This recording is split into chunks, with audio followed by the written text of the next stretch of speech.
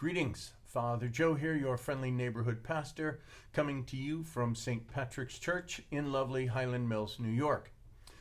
Today we celebrate the memorial of Saints Joachim and Anne, the parents of the Blessed Virgin Mary.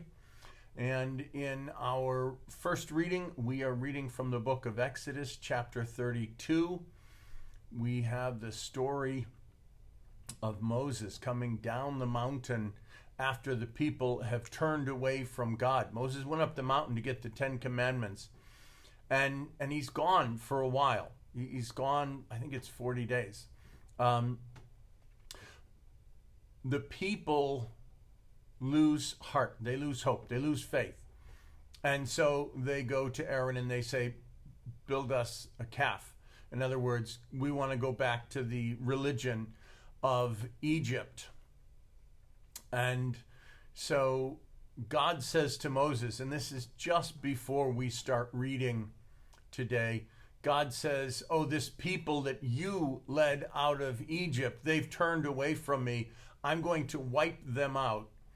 And because I made a covenant to make your descendants numerous, I will make the same covenant that I made with Abraham with you. And so Moses haggles, I guess you'd call it, he haggles with God.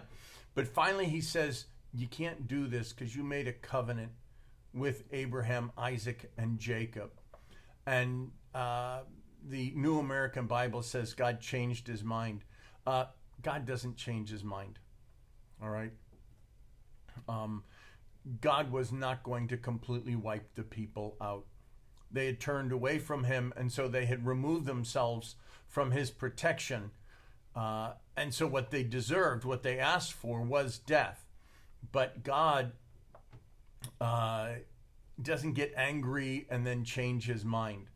If you have the ability to make God angry, then you have some authority or power over God. But there are consequences to our actions. Look at the cross. There are consequences to our actions. And so Moses makes God relent, or, God relents. And then Moses comes down the mountain. Now, Moses is not God, and so he does get angry. He gets so angry that he throws down the tablets. And he tells the people that they've turned away from God. They grind up the golden calf. He makes the people drink. He grinds it up and they put it in water and he makes the people drink of it. And then we have again a short break from verses 25 through 32. And this is also important because after Moses said to God, don't wipe this people out, Moses calls the Levites and he says, I want you to go through the camp and rid all the people, your brothers, your neighbors, your friends.